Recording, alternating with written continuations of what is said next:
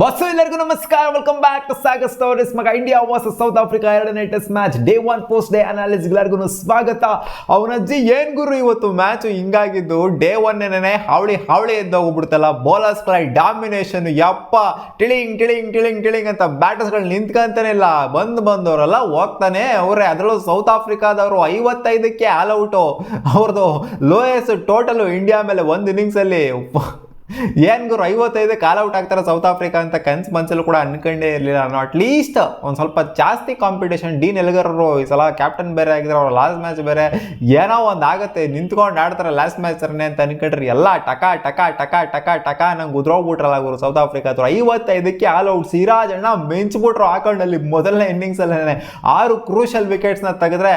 ಬುಮ್ರಾ 2 ವಿಕೆಟ್ನ ತೆಗೆದ್ರು, ಆಮೇಲೆ ಮುಖೇಶ್ ಕುಮಾರ್ ಅವ್ರು 2 ವಿಕೆಟ್ನ ತೆಗೆದು ಎಲ್ಲಾರನ್ನ ಕ್ಲಾಸ್ ಮಾಡಿ ಬಿಸಾಕ್ರು. ಕಂಪ್ಲೀಟ್ ಪೇಸ್ ಡಾಮಿನೇಷನ್ ಅಂತ ಹೇಳ್ಬೇಕು. ಬರೀ ನಮ್ಮ ಕಡೆ ಮಾತ್ರ ಅಂತಲ್ಲ, ಅವ್ರ ಕಡೆನೂ ಅಷ್ಟೇ ಕಂಪ್ಲೀಟ್ ಪೇಸ್ ಡಾಮಿನೇಷನ್ ಏನೇ. ಪೇಸೇ ಇವತ್ತು ಉತ್ತರ ಕೊಟ್ಟಿರೋದು. ಯಾವುದೇ ಸ್ಪಿನ್ನರ್ಸ್ನ ಇಳಿಸೋದಿರಲಿ, ಯೋಚನೆ ಕೂಡ ಯಾರೋ ಮಾಡಕ್ ಹೋಗ್ಲಿಲ್ಲ. Pace pace pace pace pace. ಮುಂಚೆನೇ ಹೇಳಿದೆ ಪೇಸಸ್ಗಳಿಗೆ ಹೆವಿ ಹೆಲ್ಪ್ ಸಿಗುವಂತ ಸಾಧ್ಯತೆ ಇದೆ. ಗ್ರೀನ್ ಟಿಂಜ್ನ ಬಿಟ್ಟಿದ್ದಾರೆ, ಗ್ರೀನ್ ಗ್ರಾಸ್ ಇದೆ, ಸೀಮಿಂಗ್ ಕಂಡೀಷನ್ಸ್ ಇದೆ, ಬೌಲರ್ಸ್ಗಳಿಗೆ ಸಿಕ್ಕಾಪಟ್ಟೆ ಹೆಲ್ಪ್ ಇರುತ್ತೆ ಅಂತ ಹೇಳಿದೆ. ಬಟ್ ಈ ಪಾರ್ಟಿ ಹೆಲ್ಪ್ ಇರುತ್ತೆ, 55ಕ್ಕೆ ಆಲ್ ಔಟ್ ಆಗೋಗ್ಬಿಡ್ತಾರೆ ಅಂತ ಯಾರು ಕೂಡ ಅನ್ಕೊಂಡಿರಲಿಲ್ಲ ಗುರು. ಫಸ್ಟ್ ಇನ್ನಿಂಗ್ಸ್ ಅಲ್ಲೇ ತೋಪಡ್ದು ಹೋಗ್ಬಿಟ್ರು. ಅಲ್ಲಿ ಫಸ್ಟ್ ಸೆಷನ್ ಅಲ್ಲೇ ತೋಪಡ್ದು ಹೋಗ್ಬಿಟ್ರು. ಫಸ್ಟ್ ಇನ್ನಿಂಗ್ಸ್ ಮುಗಿದೋಗ್ಬಿಡ್ತು. ಫಸ್ಟ್ ಸೆಷನ್ ಅಲ್ಲೇ 10 ವಿಕೆಟ್ ಫಸ್ಟ್ ಸೆಷನ್ ಅಲ್ಲೇ ತಗೊಂಡ್ರು ನಮ್ಮ team India. In fact to be precise ಆಗಿ ಹೇಳ್ಬೇಕು, 23.2 ಓವರ್ ಫಸ್ಟ್ ಇನ್ನಿಂಗ್ಸ್ ಅಲ್ಲಿ ಫಸ್ಟ್ ಸೆಷನ್ ಅಲ್ಲಿ ಹಾಕಿದ್ದು 55 ರನ್ನ ಹೊಡೆದ್ಬಿಟ್ಟು ಇವರು, ಅಂದ್ರೆ ಇವ್ರದ್ದು ಇನ್ನಿಂಗ್ಸ್ ಏನೇ ಮುಗಿದೋಗ್ಬಿಡ್ತು ಫಸ್ಟ್ ಸೆಷನ್ ಅಲ್ಲೇ. 10 ವಿಕೆಟ್ನ ಕಳ್ಕೊಂಡು 2.24 ರನ್ ರೇಟ್ ಅಲ್ಲಿ ಆಡಿದ್ರು. 2.4 ರನ್ ರೇಟ್ ಅಲ್ಲಿ ಸೆಕೆಂಡ್ ಸೆಷನ್ 24 ಓವರ್ ಹಾಕಿದ್ರು, 111 ರನ್ ಸ್ಕೋರ್ ಮಾಡಿದ್ದು ನಮ್ಮ ಟೀಮ್ ಇಂಡಿಯಾ. ಆಡಿದ್ದು ಸೆಕೆಂಡ್ ಸೆಷನ್ 4 ವಿಕೆಟ್ನ ಅಷ್ಟೇ ಕಳ್ಕೊಂಡಿದ್ದು. ಅಂದ್ರೆ ಈ ಪಿಚ್ ನೋಡ್ತಂದ್ರೆ ಅಷ್ಟೇ ಅಂತಾನೆ ಹೇಳ್ಬೇಕು, ಯಾಕಂದ್ರೆ 4 ವಿಕೆಟ್ ಅಷ್ಟೇ ಕಳ್ಕೊಂಡು ಸೆಕೆಂಡ್ ಸೆಷನ್ ಸಖತ್ತಾಗಾಯ್ತು ನಮ್ಮ ಟೀಮ್ ಇಂಡಿಯಾಗೆ. 4.6 ರನ್ ರೇಟ್ ಅಲ್ಲಿ ನಾವು ಸ್ಕೋರ್ ಮಾಡಿದ್ವಿ. ಥರ್ಡ್ ಸೆಷನ್ 27.5 ಆಯಿತು ಓವರ್ಸು. ಅದರಲ್ಲಿ 104 ರನ್ ಬಂದಿದೆ ಥರ್ಡ್ ಸೆಷನಲ್ಲಿ. ಸೊ ರನ್ಸ್ ಅಂತೂ ಬಂದಿದೆ ಥರ್ಡ್ ಸೆಷನಲ್ಲಿ. ಫಸ್ಟ್ ಸೆಷನಲ್ಲಿ ಹಂಗೆ ನೋಡೋಕೆ ಹೋದ್ರೆ ರನ್ಸ್ ಅಂತೂ ಬಂದಿಲ್ಲ. 9 ವಿಕೆಟ್ ಬಿದ್ದಿದೆ. ಅದರಲ್ಲಿ ನಮ್ಮ ಇಂಡಿಯಾದು 6 ವಿಕೆಟ್ ಟಕ ಟಕ ಟಕ ಟಕ ನಂಗೆ 6 ವಿಕೆಟ್ ಬಿದ್ದೋಗ್ಬಿಡ್ತು ನಮ್ಮ ಇಂಡಿಯಾದು. ಅದಾದಮೇಲೆ ಇವ್ರದ್ದು ಸ್ಟಾರ್ಟ್ ಆಯಿತು, ಥರ್ಡ್ ಇನ್ನಿಂಗ್ಸ್ ಸ್ಟಾರ್ಟ್ ಆಯಿತು ಸೌತ್ ಆಫ್ರಿಕಾದವ್ರದ್ದು. 3.7 ರನ್ ರೇಟಲ್ಲಿ ಈ ಒಂದು ಸೆಷನು ಎಂಡ್ ಆಗಿದೆ. ಸೊ ಅಲ್ಟಿಮೇಟ್ಲಿ ನೋಡೋದಾಯ್ತು ಅಂದರೆ ಫಸ್ಟ್ ಸೆಷನು ಮತ್ತು ಥರ್ಡ್ ಸೆಷನ್ ಒಂಥರ ಟ್ರಾಜಿಡಿ ಸೆಷನ್ ಫಾರ್ ಬ್ಯಾಟರ್ಸ್ ಅಂತ ಹೇಳ್ಬೇಕು. ಎಸ್ಪೆಷಲಿ ನಮ್ಮ ಇಂಡಿಯನ್ ಬ್ಯಾಟರ್ಸ್ಗೆ ಥರ್ಡ್ ಸೆಷನ್ ಏನಿದೆ ಇದು ಸಿಕ್ಕಾಪಟ್ಟೆ ಟ್ರಾಜಿಡಿ ಇವರು. ನಾನು ಕಾಟ್ರಾ ಮೂವಿಗೆ ಬೇರೆ ಹೋಗಿದ್ದೆ ಅವನ ಅಜ್ಜಿ. ಈ ಕಡೆ ಇಂಟರ್ವ್ಯೂ ಅಲ್ಲಿ ನೋಡಿದಾಗ ವಿರಾಟ್ ಕೊಹ್ಲಿ ಬ್ಯಾಟಿಂಗ್ ನ ಆಡ್ತಾ ಇದ್ರು. ಅರೌಂಡ್ 4 ವಿಕೆಟ್ ಏನೋ ಹೋಗಿತ್ತು, 3-4 ವಿಕೆಟ್ ಹೋಗಿತ್ತು. ವಿರಾಟ್ ಕೊಹ್ಲಿ ಬ್ಯಾಟಿಂಗ್ ಆಡ್ತಿದ್ರೆ ಬಿಡೋಗರು ಮಸ್ತಾಗೆ ಚೆನ್ನಾಗಿ ಆಡ್ತಾರೆ ಅಂತ ಅನ್ಕೊಂಡು ಸುಮ್ಮನಾಗಿದ್ದೆ. ಆಮೇಲೆ ಒಂದು 15-20 ನಿಮಿಷ ಬಿಟ್ಕೊಂಡು ನೋಡಿದ್ರೆ ಎಲ್ಲ ಟಕ ಟಕ ಟಕ ನಂಗೆ ಆಲ್ ಔಟ್ ಆಗಿ ಹೋಗ್ಬಿಟ್ಟಿದಾರಲ್ಲ ಗುರು. 153ಗೆ ಆಲ್ ಔಟ್ ನಮ್ಮ ಟೀಮ್ ಇಂಡಿಯಾ. 6 ಜನ ಡಕ್ ಔಟ್. ಏನು ಲುಂಗಿ ಇಂಗಡಿ ಮಾಡಿದ್ದು, ರಬಾಡ ಬರ್ಜರಿ ಒಂಥರ ಅವರು ಕೂಡ ಧ್ವಂಸ ಮಾಡಿ ಬಿಸಾಕಿದ್ರು ಅಂತ ಹೇಳಿ. ಬಟ್ ಫಸ್ಟ್ ಇನ್ನಿಂಗ್ಸ್ ನ ನೋಡ್ಕೊಂಡು ಎರಡು ಟೀಮ್ನು ನಾವು ಒಬ್ಬಿಯಸ್ಲಿ ಚೆನ್ನಾಗಿ ಆಡಿದೀವಿ. ಯಾಕಂದ್ರೆ ರನ್ಸ್ ಅವ್ರಿಗಿನ್ನ ಜಾಸ್ತಿ ಹೊಡೆದ್ರು. 55 ಆಲ್ ಔಟ್, ನಾವು 153 ಆಲ್ ಔಟ್ ಲೀಡ್ ನಂತೂ ತಗೊಂಡಿದ್ದೀವಿ. 102 ರನ್ ಲೀಡ್ ನ ತಗೊಂಡಿವಿ ನಾವು ಫಸ್ಟ್ ಇನ್ನಿಂಗ್ಸ್ ಅಲ್ಲಿ. ಬಟ್ ಆದ್ರೂ 153 ಫಾರ್ 4 ಇರುತ್ತೆ ನಮ್ಮ ಟೀಮ್ ಇಂಡಿಯಾ. 153 ಫಾರ್ 4 ಇಂದ 153 ಫಾರ್ 10 ಆಲ್ ಔಟ್ ಆಗ್ತೀವಲ್ಲ, ಆ 6 ವಿಕೆಟ್ ಒಂದ್ರನ್ನು ಕೂಡ ಸ್ಕೋರ್ ಮಾಡಿಲ್ಲ ನಾವು. ಏನ್ ಗುರು ಇದು ಏನ್ ಆಗ್ತಾ ಇದೆ ಅಂತಾನೆ ಅನ್ನಿಸ್ಬಿಡ್ತು ನಮಗೆ ಸಡನ್ ಆಗಿ. ಅದೇ ಹೇಳ್ದಿಲ್ಲ ನಾನು, ಈ ಕಡೆ ಇಂಟರ್ವಲ್ ಹಿಂಗ್ ತೆಗೆದ್ಬಿಟ್ಟು ಹಿಂಗ್ ನೋಡಿದೆ, ಒಂದು 15 ನಿಮಿಷ ಬಿಟ್ಕೊಂಡು ಎಲ್ಲ ಆಲ್ ಔಟ್ ಅಂತಾನೆ ಬಂದ್ಬಿಟ್ಟಿತ್ತು. ಅಷ್ಟು ಬೇಗ ಟಕ ಟಕ ಟಕ ಟಕ ಟಕ ನಂಗೆ ಎಲ್ಲರೂ ಆಲ್ ಔಟ್ ಆಗಿ ಹೋಗ್ಬಿಟ್ಟಿದ್ದಾರೆ. ವಿರಾಟ್ ಕೊಹ್ಲಿ ಅವರು ಆಡಿದ್ದು, ಜೊತೆಗೆ ರೋಹಿತ್ ಶರ್ಮಾ ಅವರು ಆಡಿದ್ದು, ಶುಭ್ಮನ್ ಗಿಲ್ ಅವರು ಆಡಿದ್ದು. ಈ 3 ಜನದಿಂದ ಕಾಂಟ್ರಿಬ್ಯೂಷನ್ ಬಂತು. ಯಶಸ್ವಿ ಜೈಸ್ವಾಲ್ ಇನಿಷಿಯಲಿ ಬೋಲ್ಡ್ ಆಗೋರು ರಬಾಡಾಗೆ. ಸೊ ಒಟ್ಟಿನಲ್ಲಿ ಎಲ್ಲ ಆಲ್ ಓವರ್ ಮಸ್ಟ್ ಪರ್ಫಾರ್ಮೆನ್ಸ್. ಇವತ್ತು ಬೌಲರ್ಸ್ಗಳ ಡಾಮಿನೇಷನ್ ಅಂತೂ ಎದ್ದೆದ್ದು ಕಾಣಿಸ್ತೋಗೋರು. ಎಸ್ಪೆಷಲಿ ನಮ್ಮ ಇಂಡಿಯನ್ ಬೌಲರ್ಸ್ ಫಸ್ಟ್ ಇನ್ನಿಂಗ್ಸ್ ಅಲ್ಲಿ ಹೆಂಗೆ ಪರ್ಫಾರ್ಮ್ ಮಾಡಿದ್ರು, 55 ಆಲ್ ಔಟ್ ಮಾಡಿದ್ರಲ್ಲ. ಇವಾಗ ಸೆಕೆಂಡ್ ಇನ್ನಿಂಗ್ಸ್ ಸ್ವಲ್ಪ ಬಿಲ್ಡ್ ಮಾಡಿದ 60+ ರನ್ ಹೊಡೆದಿದ್ದಾರೆ. 62 ಅರೌಂಡ್ ಏನೋ ಹೊಡೆದಿದೆ. 62 ಫಾರ್ 3 ಸದ್ಯದ ಮಟ್ಟಿಗೆ ಅರೌಂಡ್ ಇನ್ನು 36 ರನ್ ಹಿಂದೆ ಇದ್ದಾರೆ. ಅದೇ ನಾಳೆ ಮುಗಿಬೋದು ಅಂತ ಯಾಕೋ ಅನ್ನಿಸ್ತಾ ಇದೆ ನನಗೆ ಈ ಟೆಸ್ಟ್ ಮ್ಯಾಚು. ಫಸ್ಟ್ ಇನ್ನಿಂಗ್ಸ್ ಅಲ್ಲಿ ಕಮಾಲ್ ಗಿಮಾಲ್ ಮಾಡ್ತು ಅಂತಂದ್ರೆ ಬೌಲರ್ ಸೆಂಟ್ರಿಕ್ ಮ್ಯಾಚ್ ಆಗೋಗ್ಬಿಟ್ಟೈತೆ ಇವರು. ಇದು ಬ್ಯಾಟರ್ಸ್ಗಳು ಯಾರು ಕೂಡ 50 ಹೊಡೆದಿಲ್ಲ. 50 ಹೊಡೆಯೋದಿರಲಿ, ಇವರು ನಿಂತ್ಕೊಂಡ್ರೆ ಸಾಕಾಗೋಗ್ಬಿಟ್ಟೈತೆ ಬ್ಯಾಟರ್ಸು. ಯಾಕಂದ್ರೆ ವಿಶೇಷ ದಾಖಲೆ ಆಗಿರುವಂಥದ್ದು ಈ ಮ್ಯಾಚು.